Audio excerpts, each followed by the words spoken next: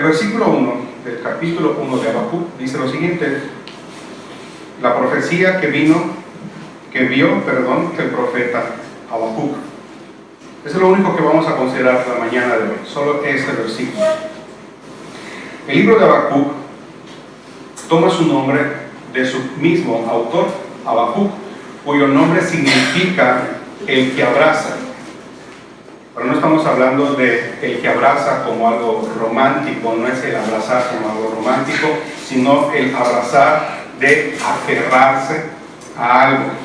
Este nombre se va a hacer, usted lo va a descubrir, que se va a hacer apropiado conforme el profeta se aferra a Dios en medio de sus dudas y su confusión.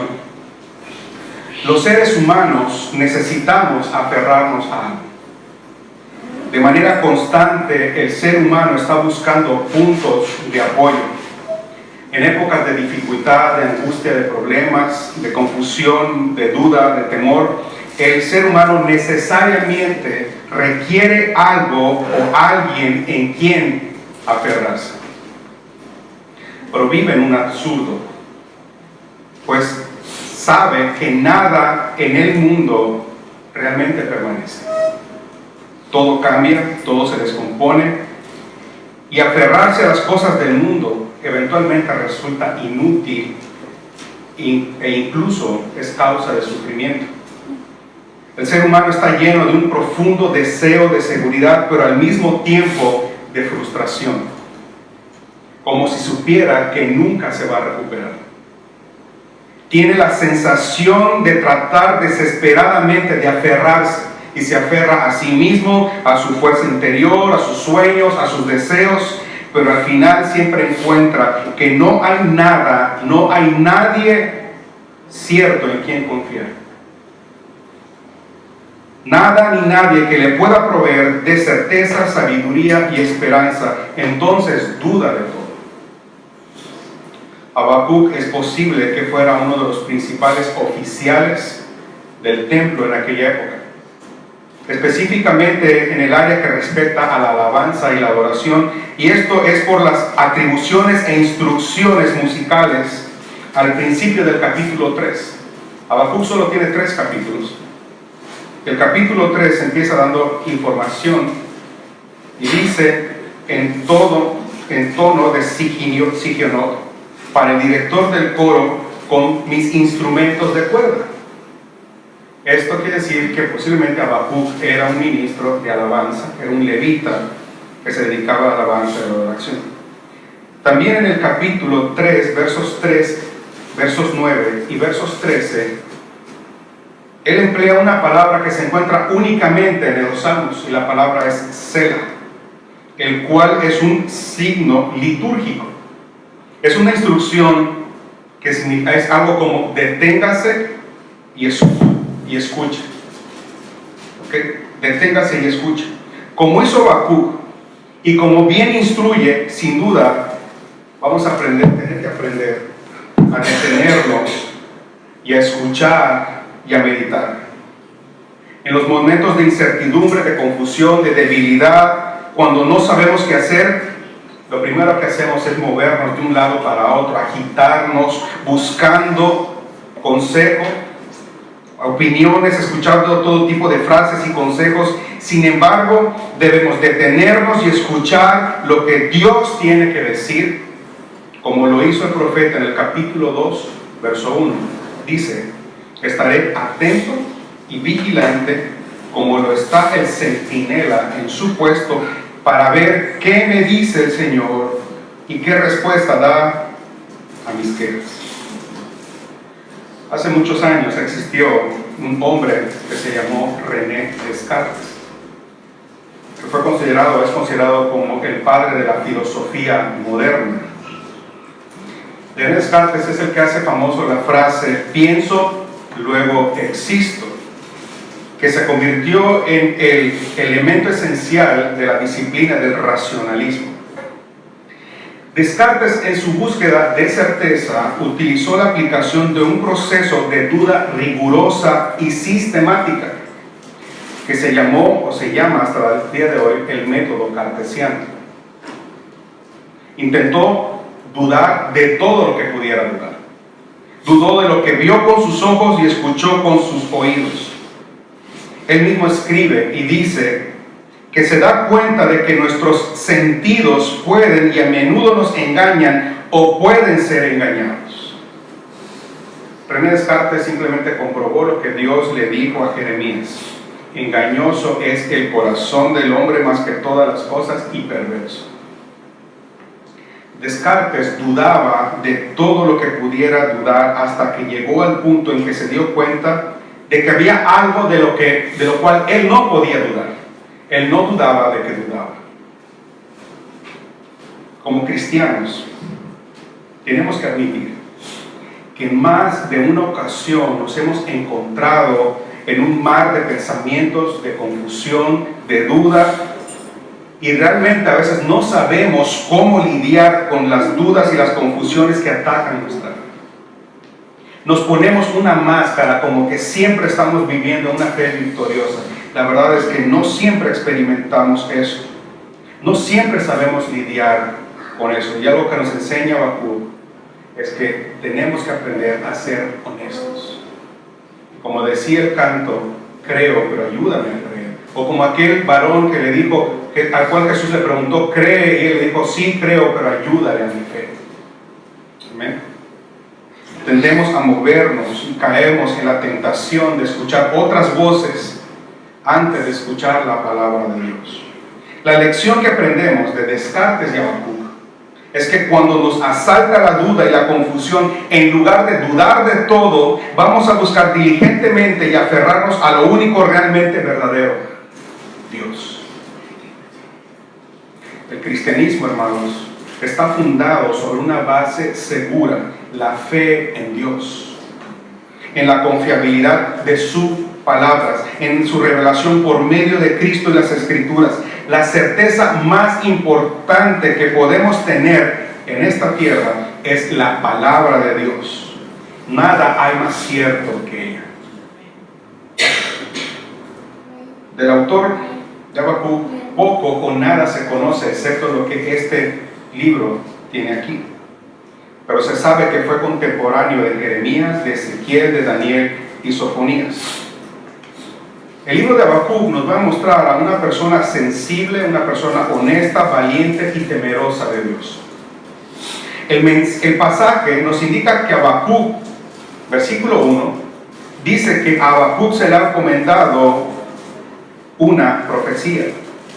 Aquí lo curioso es que cuando uno va al original, la palabra empleada para profecía es la palabra mashah, que literalmente significa carga.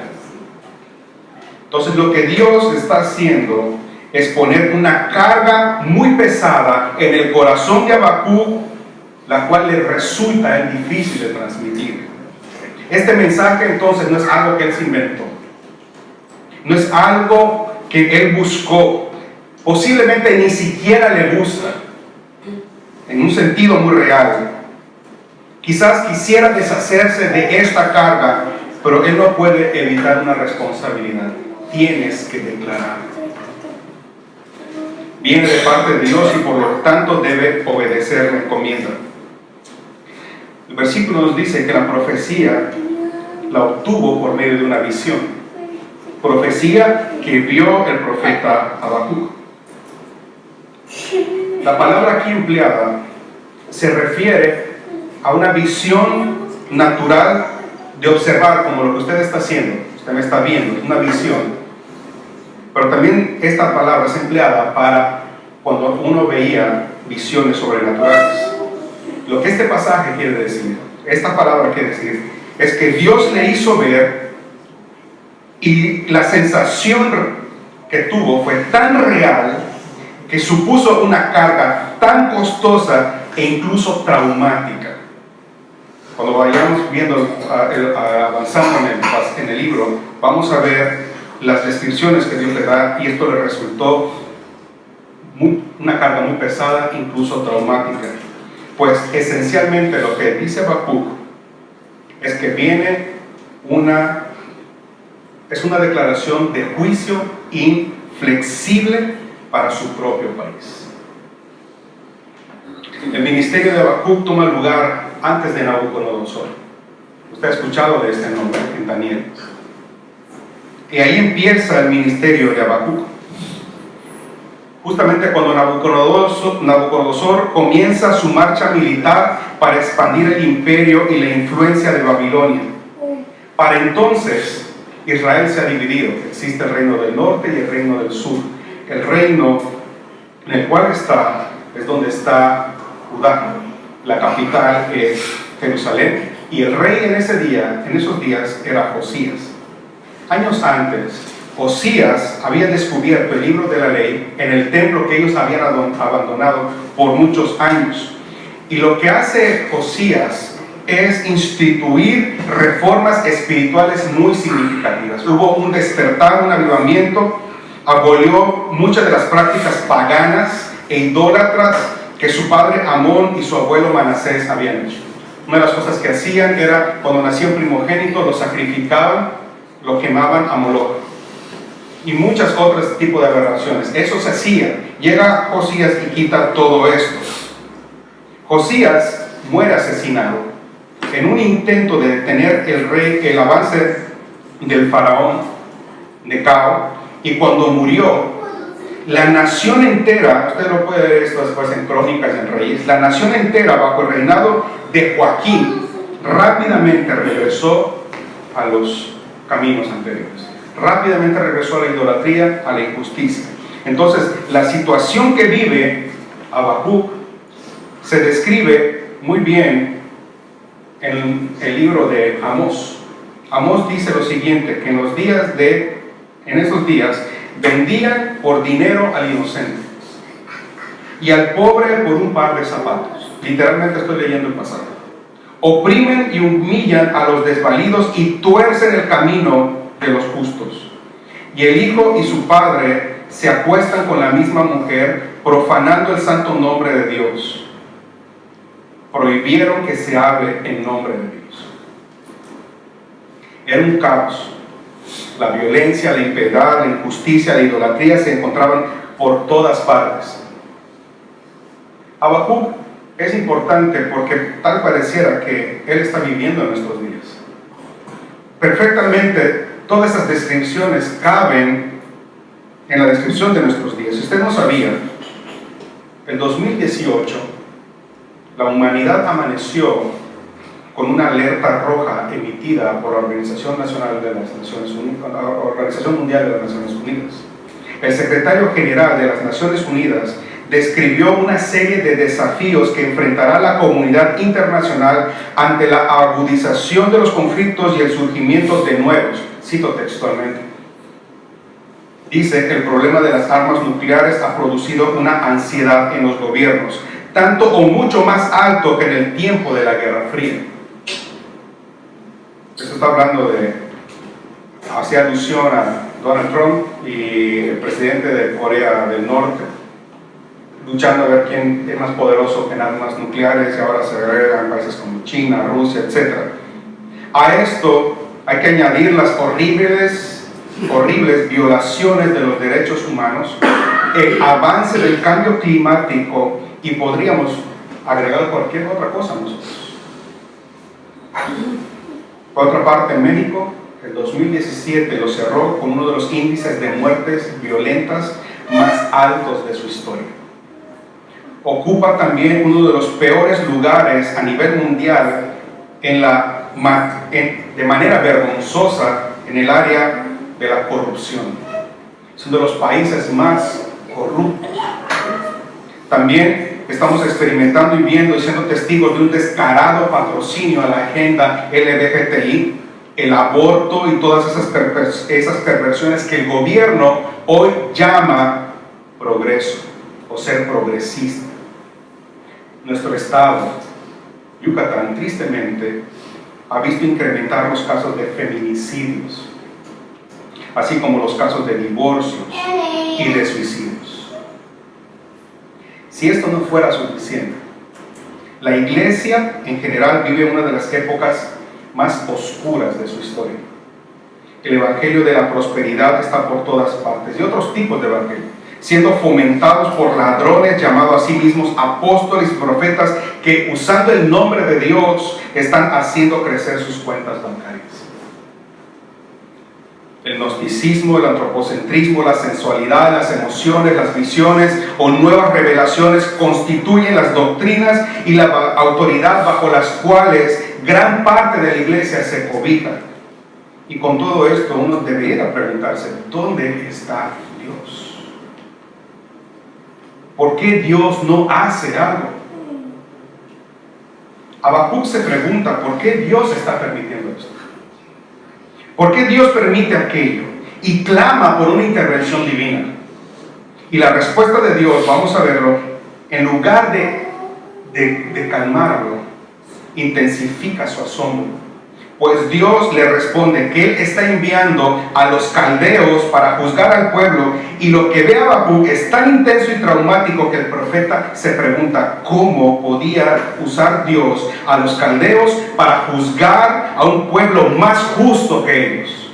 Dios le dice, yo voy a juzgar el pecado a esta nación pecadora con una nación muchísimo más pecadora. Y Habacuc se pregunta, ¿cómo Dios va a hacer algo así? Evidentemente no era la respuesta que esperaba de Dios, como en muchas ocasiones nos ha ocurrido a nosotros. No siempre recibimos la respuesta que nosotros esperamos. Habacuc nos enseña que no pensemos que Dios hará como nosotros queremos ni como nosotros pensamos. Este libro presenta la doctrina de Dios. Cuando me refiero a la doctrina de Dios, no quiero decir que Habacuc no supiera o dudara quién era Dios. Al contrario, por saber que Dios es soberano, santo y justo, y que hace pagar la injusticia, la inmoralidad y la idolatría, es que Él levanta su voz. Pero en las respuestas de Dios a Habacuc podemos ver que estas respuestas le dieron una mayor claridad de quién es Dios y le ayuda a reafirmar que se debe someter a la voluntad de Dios, no Dios a la suya. Los temas que resaltan al leer el libro son la soberanía de Dios, en primer lugar.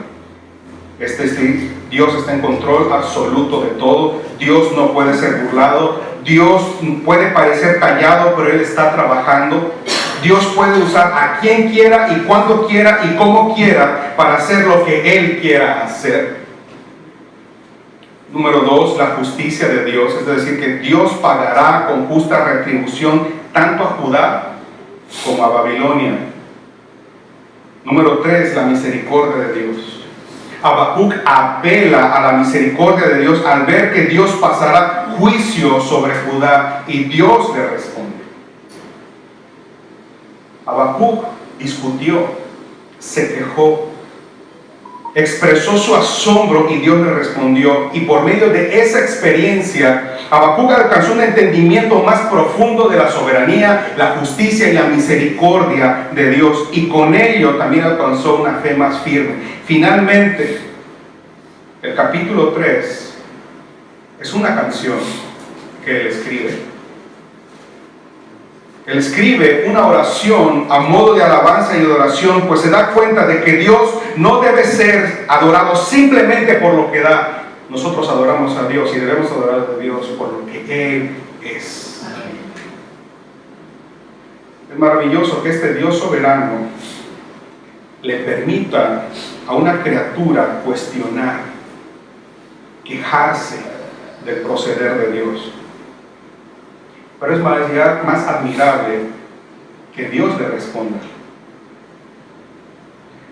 Escucho tantas personas decir, cuando están pasando por situaciones, no le preguntes a Dios por qué, pregúntale para qué.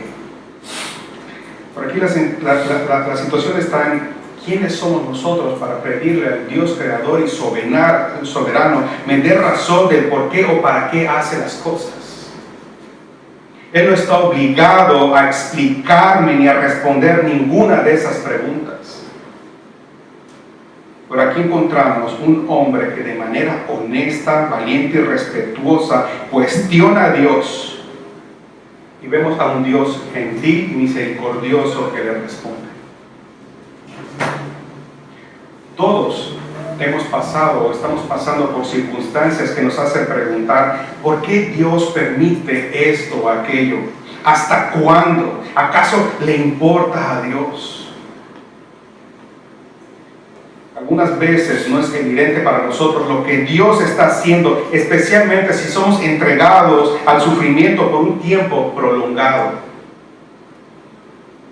O si parece que nuestros enemigos están prosperando más que nosotros, mientras nosotros apenas y salimos adelante.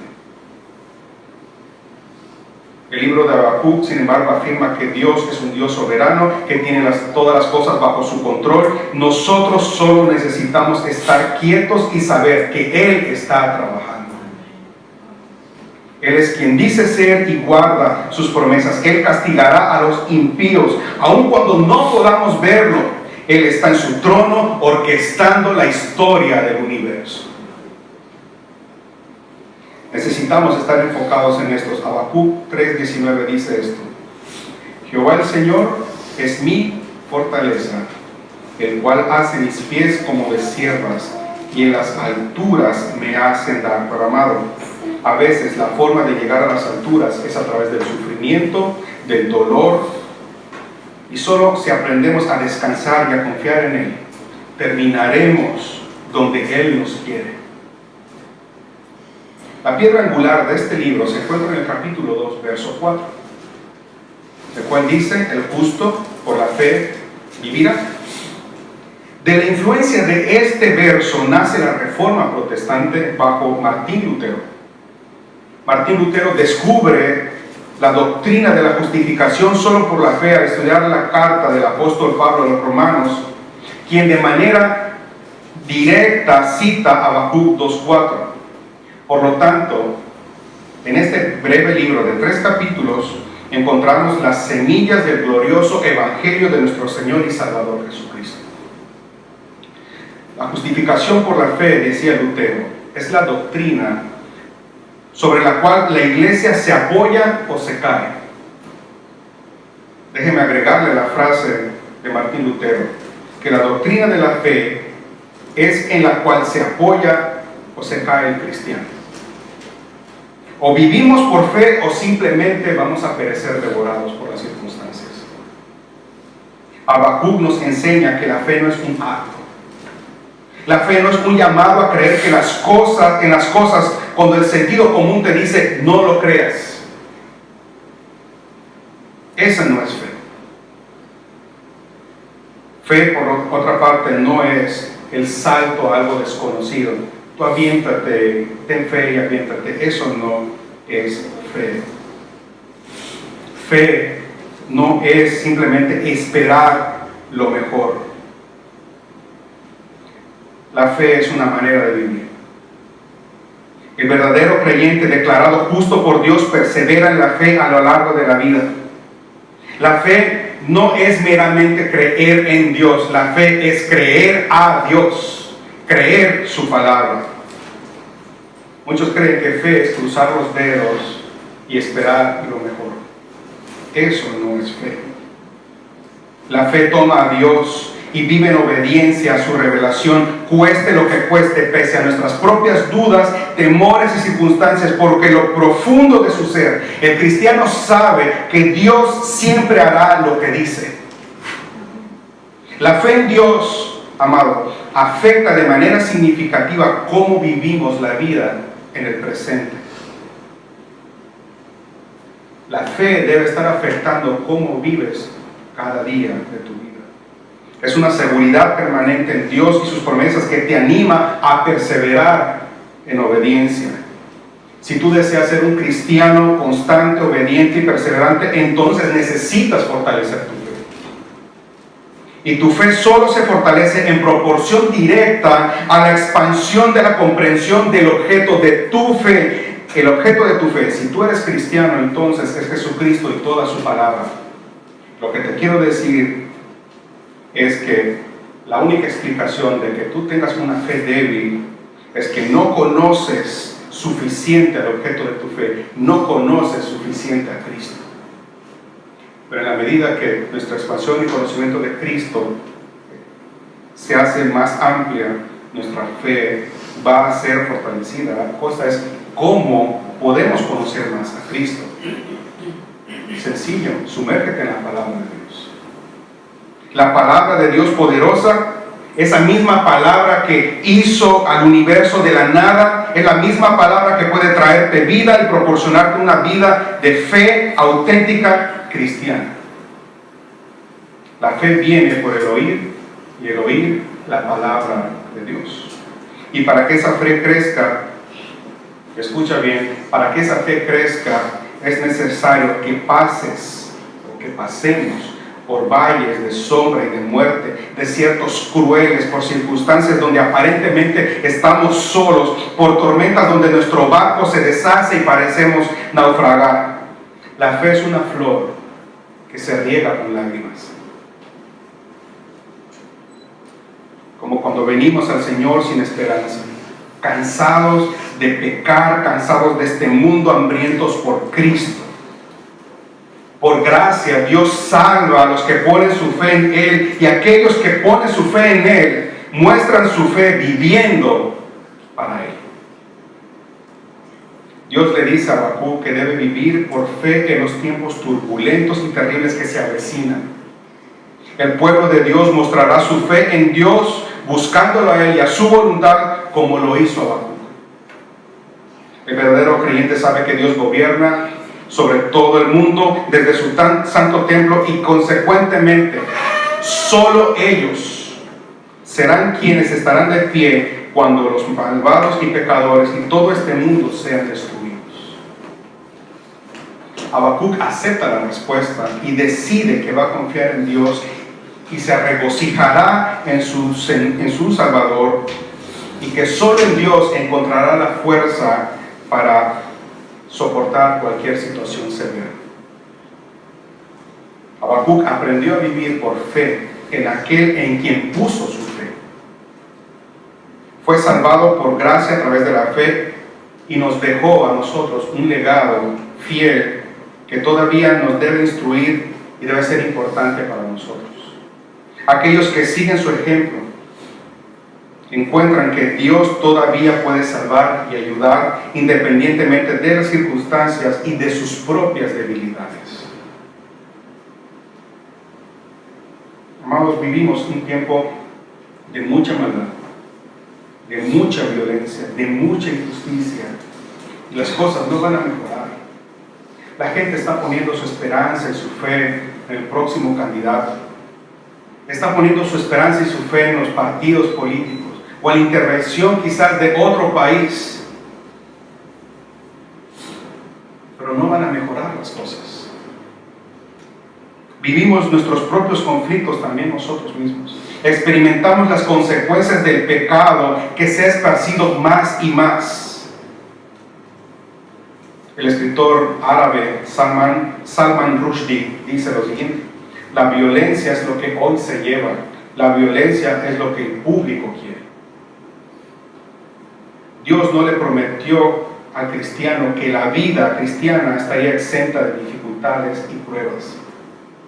De hecho, dijo que sería más difícil para el cristiano, pues él ya no es de este mundo.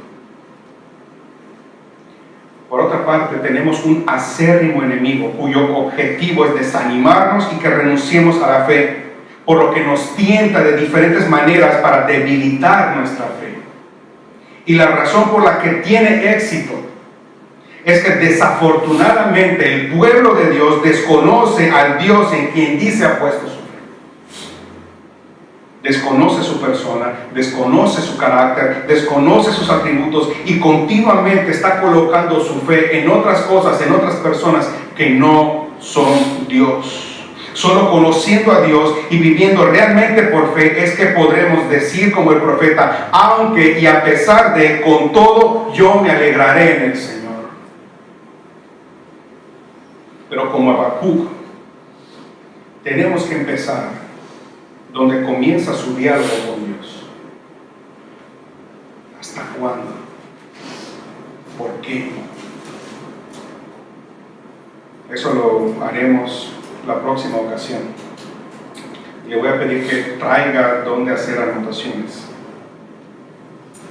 para ir absorbiendo todo lo que la palabra tiene de Dios para decirnos. Déjame decirles que Isaías tuvo una visión de alguien aún por venir. Alguien que él describe como, o llama, el siervo del Señor. Y este siervo del Señor sufre. Y este siervo del Señor viene para atraer sobre sí mismo toda la violencia, toda la furia del pecado y recibir un sufrimiento atroz e injusto, aunque nunca había cometido pecado, aunque nunca le había hecho nada malo a nadie, aunque nunca había sido injusto.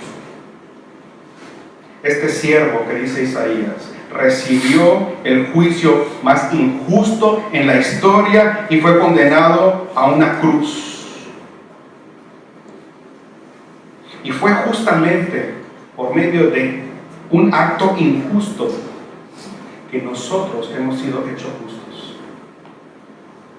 Solamente por medio de semejante acto injusto, violento, en el cual Él se ofrece como una expiación por nuestros pecados, es que nosotros somos justificados. Es asombrosa la sabiduría de Dios. Pues en medio, o más bien por medio de este acto violento e injusto, es que la violencia y la injusticia se pueden resolver completamente y de una vez por todas. Y este siervo es Cristo, quien vendrá de nuevo, y cuando Él reine, destruirá toda la maldad. Y solo cuando eso ocurra es que la paz será perfecta. Pero debemos recorrer con Él el viaje de principio a fin. Estoy seguro que al adentrarnos en el espíritu de Habacuc, seremos fortalecidos para continuar en nuestro camino hacia adelante y hacia arriba. Por ahí el año de 1521, Martín Lutero es llamado a comparecer ante la Dieta de Worms, donde tenía que comparecer por sus escritos que dieron inicio a la Reforma Protestante. La Iglesia Católica Romana consideraba estos escritos como herejías.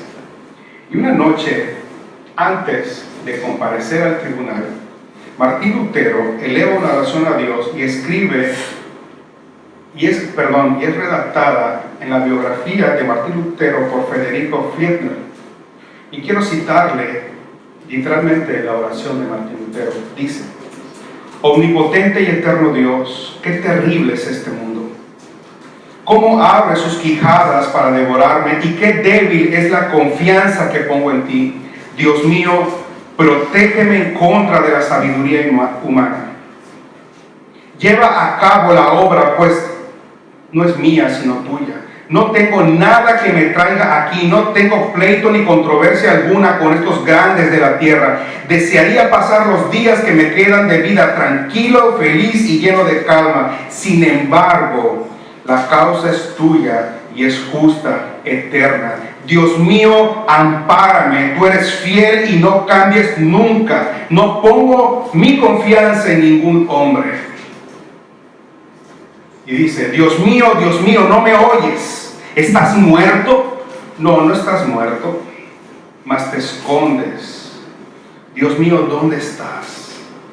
Ven, yo sé que me has escogido para esta obra. Levántate pues y ayúdame, por amor de tu amado Hijo Jesucristo, quien es mi defensor, mi escudo y mi fortaleza. Ponte a mi lado. Estoy listo, dispuesto a ofrecer mi vida, tan obediente como tu cordero, en testimonio de la verdad. Aun cuando el mundo estuviera lleno de diablos, aunque mi cuerpo fuera descoyuntado en el potro, despedazado y reducido a cenizas, mi alma es tuya. Tu sagrada escritura me lo dice. Dios mío, ampárame en Cristo Jesús. Amén. Siempre edifica escuchar la experiencia de un santo muy afligido, pero dotado de gracia. Se aprende mucho de aquellos que, a pesar del corazón afligido, no suspiran por nada más que por Dios. Aquellos que consideran el conocer a Dios y la comunión con Él tanto un privilegio como una necesidad. El ignorante, el inconstante, busca calmar su sed con las cosas de este mundo, mientras aquellos santos apagan su sed solamente si les das a Dios. Ellos han entendido que las tribulaciones no son cosas del pasado. Ellos están conscientes de sus propios temores y no los niegan. Saben que sus dudas reaparecerán y la esperanza quizás menguará. Pero saben que el sol volverá a brillar. Saben que Dios hará extender su mano y su luz sobre ellos y le encargan a su alma: espera en Dios. Alma mía, espera en Dios, porque aún he de alabarle, salvación mía y Dios mío. Durante este recorrido por el libro de Habacuc, los cristianos aprenderemos que muchas veces nuestras interrogantes a Dios terminarán con una intercesión, con una oración delante de Él. Veremos en Habacuc cómo la preocupación se transforma en alabanza y el temor en fe y confianza, las aflicciones en esperanza y la angustia se torna en adoración. El por qué Él permite esto cambiará a una afirmación y comprensión de quién es Dios y que Él está en control de todas las cosas. Por otra parte, los no cristianos serán desafiados a entender que la maldad es real, la violencia es real, la injusticia es real, pero hay algo peor.